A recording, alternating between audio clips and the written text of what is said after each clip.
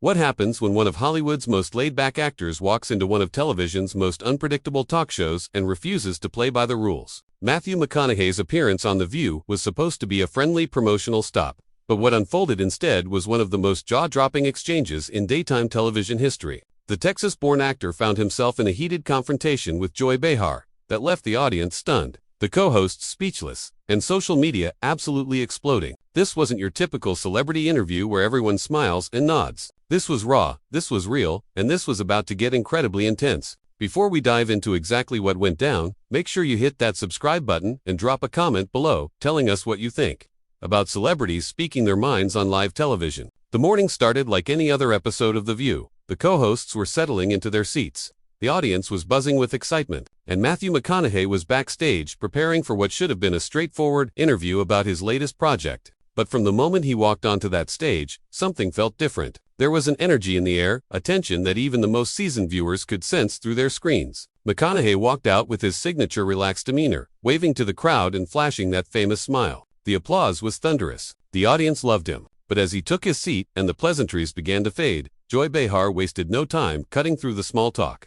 "So Matthew, you've been pretty vocal lately about certain issues," Joy began, her tone already carrying an edge. "And I have to say, some of your opinions have raised quite a few eyebrows." McConaughey leaned back in his chair, maintaining his cool. "Well, Joy, I think having opinions is part of being human. I've never been one to shy away from speaking my mind, and I don't plan to start now." "Right, but speaking your mind is one thing," Joy pressed on. "Speaking your mind when you have millions of followers who hang on your every word, that's something else entirely. Don't you think you have a responsibility to be more careful with your platform?" The other co-hosts shifted uncomfortably. This was happening faster than anyone expected. McConaughey's smile didn't fade, but his eyes sharpened. "Careful. Joy, I think what you're really asking is whether I should only say things that align with a certain viewpoint. And the answer to that is no. I believe in speaking the truth as I see it, even when it's uncomfortable, especially when it's uncomfortable." Joy leaned forward. "But your truth isn't everyone's truth, Matthew, and when you use your platform to spread ideas that could potentially harm people or mislead them, that's not just uncomfortable, that's irresponsible." "Harm people." McConaughey's voice remained steady, but there was a new intensity behind it. "Joy, I think what harms people is when we shut down conversations before they even start. When we decide that certain topics are off limits or that only one perspective is acceptable. That's not dialogue. That's control." The audience was dead silent now. This wasn't the fun, lighthearted banter they'd come to expect. This was something else entirely. One of the co-hosts tried to interject, to lighten the mood, but Joy raised her hand slightly, signaling she wasn't done. "Control. That's an interesting word coming from someone who's benefited enormously from the very system you seem to be criticizing. You've made millions in Hollywood, you've won awards, you've been celebrated, and now you want to bite the hand that fed you." McConaughey let out a low chuckle, but there was no humor in it. "Joy, this isn't about Hollywood or awards or money. This is about being able to have an honest conversation without someone trying to put you in a box. You're doing it right now. You're trying to paint me as ungrateful or hypocritical because I'm willing to question things. But questioning things is how we grow. It's how we evolve. Question things." Joy's voice rose slightly. "Matthew, there's a difference between questioning things and promoting dangerous rhetoric. And lately, some of the things you've said, some of the people you've associated with, they've aligned you with movements that a lot of people find deeply troubling." "Name them," McConaughey said flatly. "Name the dangerous rhetoric. Name the troubling movements. Because I think what you're really saying is that I haven't towed the party line, and that bothers you." The tension was now palpable. The other co-hosts exchanged glances. The studio audience didn't know whether to gasp or applaud. Joy straightened in her chair, her expression hardening. "All right, let's talk specifics then. You've spoken about the importance of personal responsibility, about how people need to take ownership of their lives instead of looking for external solutions. That sounds great on paper, but what about people who are systemically oppressed? What about people who don't have the same opportunities you had? Telling them to just work harder, to just take responsibility, that's not empowerment. Matthew, that's victim blaming." McConaughey shook his head slowly. "Joy, you're twisting what I said. I never said people should ignore systemic issues. What I said was that we also need to empower individuals to recognize their own agency. Both things can be true at the same time. We can acknowledge that systems need to change while also encouraging people to take control of what they can in their own lives. Those aren't contradictory ideas, but when you emphasize personal responsibility without adequately addressing systemic problems, you're essentially letting the system off the hook," Joy countered. "You're giving people in power an excuse to do nothing because, hey, it's all about personal responsibility, right?" "No, Joy, that's not what I'm saying at all." McConaughey's voice was calm but firm. What I'm saying is that we can't wait for systems to be perfect before we start living our lives. We can't put all our power in the hands of institutions or governments and then wonder why we feel powerless. Change happens on multiple levels, personal and systemic. And right now, it feels like anyone who talks about the personal side gets accused of ignoring the systemic side. That's a false choice. Joy wasn't backing down. It's not a false choice when the personal responsibility narrative has been used for decades to justify inequality, when it's been used to tell poor people that they're poor because they didn't work hard enough, or to tell marginalized communities that they're marginalized because they didn't try hard enough. That narrative has done real damage. Matthew, and the narrative that people are helpless victims with no agency has done damage too. McConaughey shot back. It strips people of their dignity. It tells them they're powerless. And that's simply not true. I've seen people overcome incredible odds. I've seen people rise above circumstances that would have crushed most of us. And they did it by refusing to accept powerlessness. That's not victim blaming. Joy, that's recognizing the strength of the human spirit. The audience was completely riveted now. Some were nodding in agreement with McConaughey. Others were clearly on Joy's side. The divide in the room mirrored the divide happening across the country in living rooms and on social media. Joy took a breath, recalibrating. Matthew, I hear what you're saying. I do, but you have to understand that when someone with your platform talks about these issues without the proper context, without acknowledging the very real barriers that exist, it can be harmful. Words matter. Your words matter. My words matter, McConaughey repeated. You're absolutely right, Joy, and that's exactly why I choose them carefully. That's why I don't just repeat talking points or say what's expected of me. I actually think about what I believe and why I believe it. And I'm willing to have these hard conversations even when people like you try to shut them down by calling them dangerous or harmful. I'm not trying to shut anything down, Joy insisted. I'm trying to hold you accountable. Accountable to who? McConaughey asked. To you. To some arbitrary standard of what's acceptable to say. Joy, accountability is important, but so is freedom of thought. So is the ability to express ideas without being labeled or dismissed. And right now, that's what you're doing. You're not engaging with what I'm actually saying. You're assigning motives to me. You're putting words in my mouth, and you're trying to paint me as something I'm not. The exchange was reaching a boiling point, and everyone in the studio could feel it. Joy's face flushed slightly, a sign that McConaughey's words had hit their mark. She took a moment, and when she spoke again, her voice carried a harder edge. You want to talk about putting words in mouths? Let's talk about what you actually said last month in that interview. You said, and I'm quoting here, that America has lost its center, that we've become too divided because people refuse to listen to each other. But Matthew, some ideas don't deserve a platform. Some views are just wrong, and giving them space in the name of dialogue is not noble. It's dangerous. McConaughey didn't miss a beat. Who decides which ideas don't deserve a platform? Joy, you a panel of experts. The government, because history is full of examples of ideas that were considered dangerous or wrong that turned out to be right. Galileo was dangerous. The abolitionists were dangerous. The suffragettes were dangerous. Every major shift in human progress started with someone saying something that the establishment found threatening. Oh, come on, Joy interrupted, her voice rising. You're not comparing yourself to Galileo, now are you? That's quite a leap. Matthew, I'm not comparing myself to anyone, McConaughey replied calmly. I'm making a point about the principle. You don't get to cherry-pick which ideas deserve protection based on whether you agree with them. Either we believe in open dialogue or we don't. And right now, it seems like a lot of people, yourself included, only believe in open dialogue when it's dialogue they approve of. One of the other co-hosts, clearly uncomfortable with where this was heading, tried to jump in. I think what Joy is trying to say is that there's a difference between healthy debate and giving oxygen to harmful ideologies. McConaughey turned to her, and I appreciate that distinction. I really do, but who defines harmful? Because I've been called harmful for suggesting that both sides of the political aisle might have some valid points. I've been called harmful for saying that we should try to understand people we disagree with instead of demonizing them. If those positions are harmful, then we've set the bar so low that virtually any nuanced position becomes dangerous. Joy jumped back in. Nuance is great, Matthew, but there are some things that aren't nuanced.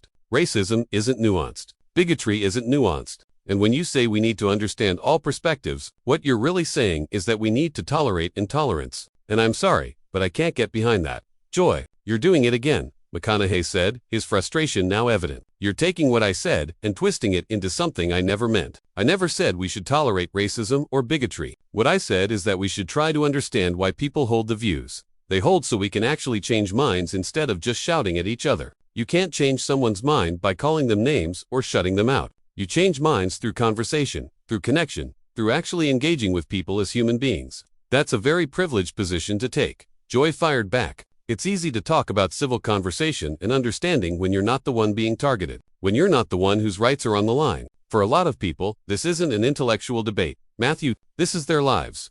McConaughey leaned forward, his voice lowering but intensifying. Joy, don't lecture me about privilege. I grew up in a broken home in Texas. My father was arrested for driving my mother to the hospital when she was in labor with me because he didn't have car insurance. I've worked for everything I have. And yes, I've been fortunate, I've been blessed. But don't sit there and act like I don't understand struggle or that I'm speaking from some ivory tower. I'm speaking from experience, from conversations I've had with people across this country, people of all backgrounds, all beliefs. And you know what I've learned? Most people are just trying to do their best. Most people aren't monsters, and treating them like they are only makes things worse. The audience stirred. Some applauded, others sat in stunned silence. Joy's expression hardened further. Nobody's calling people monsters, Matthew. But when people support policies that hurt vulnerable communities, when they vote for leaders who strip away rights, when they spread misinformation that costs lives, then yes, they need to be called out. They need to be held accountable. And frankly, I'm tired of this false equivalence where we pretend that both sides are equally valid, equally reasonable. They're not. There it is, McConaughey said, nodding slowly. That's what this is really about. You've decided that one side is right and one side is wrong, and anyone who doesn't fall in line is the enemy. Joy, that's not how democracy works. That's not how free society works. In a free society, people get to disagree. They get to vote differently than you. They get to hold different values. And your job, my job, our job, is to engage with that reality, not to wish it away or villainize half the country. Half the country. Joy's voice cracked with incredulity. Matthew, we're not talking about half the country. We're talking about people who want to roll back civil rights, who deny science, who embrace conspiracy theories. These aren't reasonable differences of opinion. These are fundamental assaults on truth and decency. McConaughey shook his head. And there you go again, lumping everyone together. You're taking the most extreme positions and acting like they represent everyone who disagrees with you. That's intellectually dishonest. Joy, you know it is. There are millions of people in this country who have legitimate concerns about the direction we're headed, about economic policies, about education, about 1,000 different issues. And instead of addressing those concerns, instead of having real conversations, people like you just slap a label on them and move on. That's not leadership. That's not progress. That's just tribalism. Joy's hands were now gesturing emphatically. Tribalism? You want to talk about tribalism? The tribalism I see is people retreating into their echo chambers, consuming media that only confirms what they already believe, and refusing to accept basic facts. That's the tribalism that's tearing this country apart. And when influential people like you come out and say, we need to give everyone a fair hearing, what you're really doing is normalizing extremism. I'm normalizing conversation, McConaughey countered. I'm normalizing the idea that we can disagree without being disagreeable, that we can debate without destroying each other. Joy, you're so focused on winning the argument that you've lost sight of the bigger picture. The goal isn't to defeat the other side. The goal is to find common ground, to build bridges, to actually solve problems together. And we can't do that if we're constantly at each other's throats.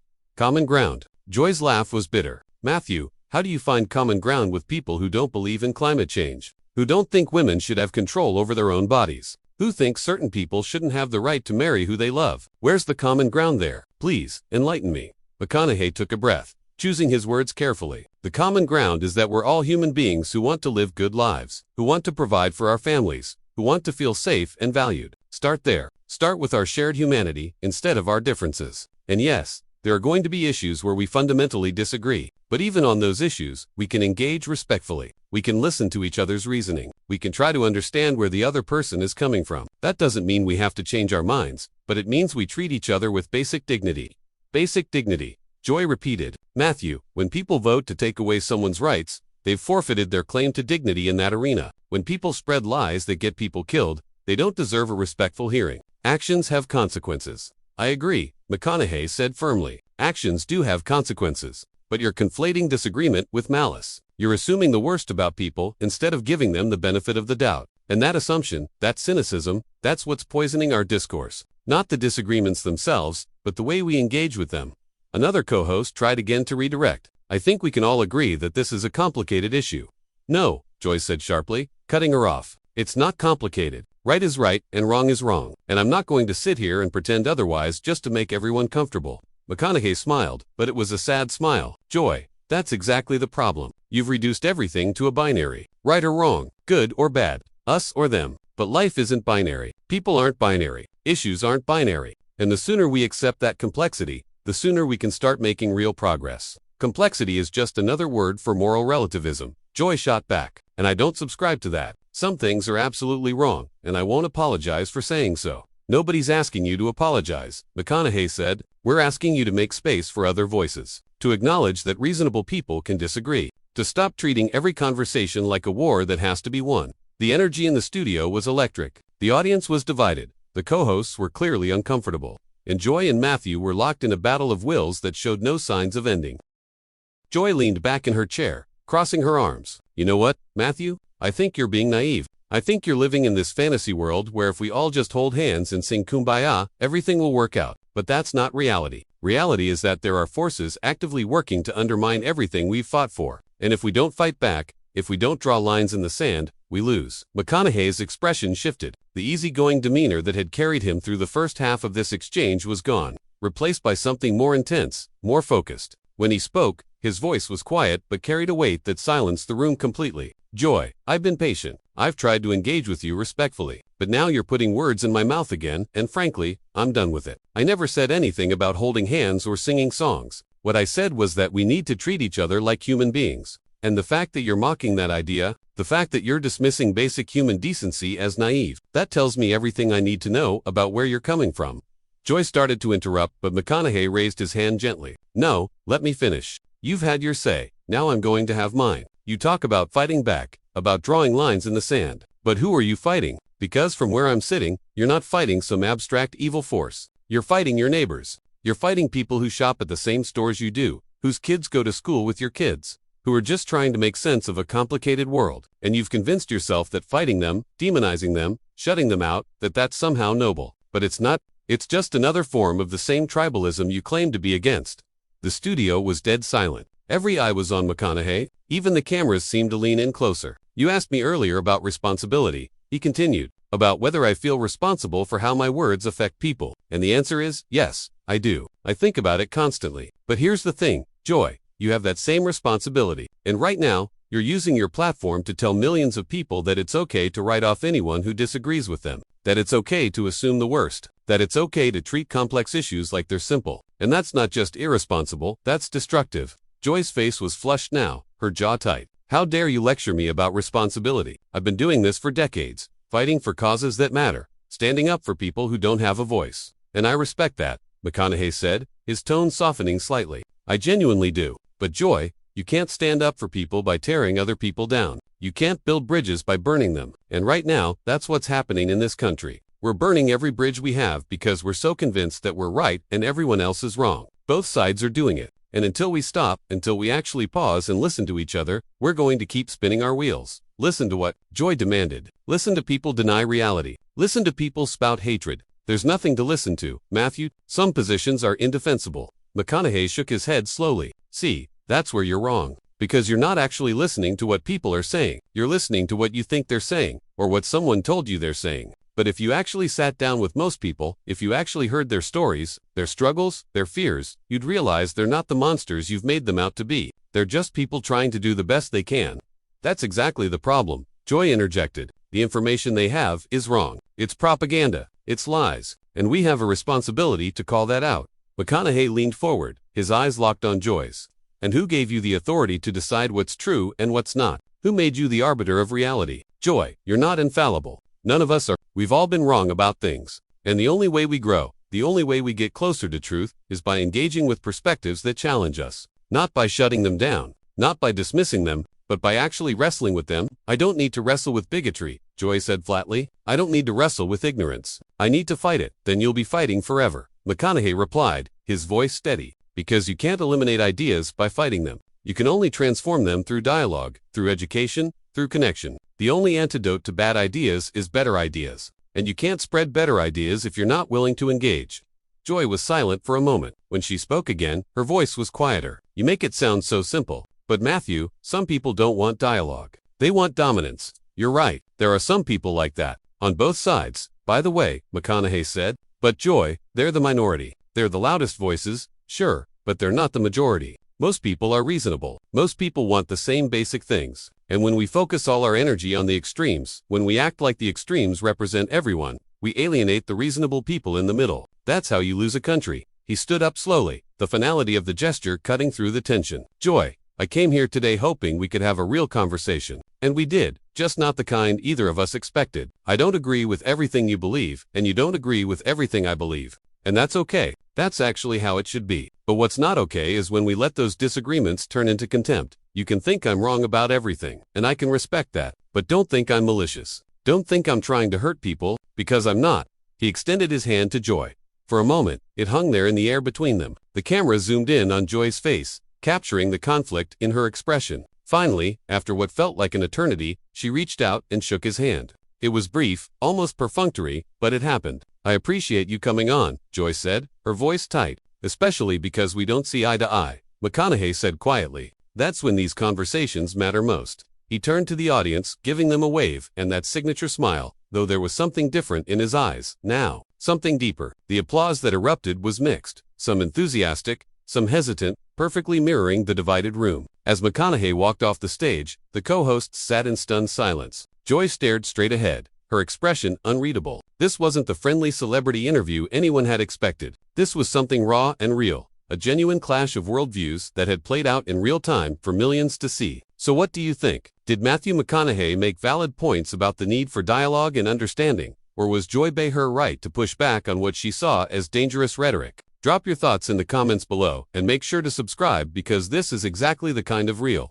unfiltered conversation we need more of. What's the most intense debate you've ever witnessed on live television? Let us know in the comments.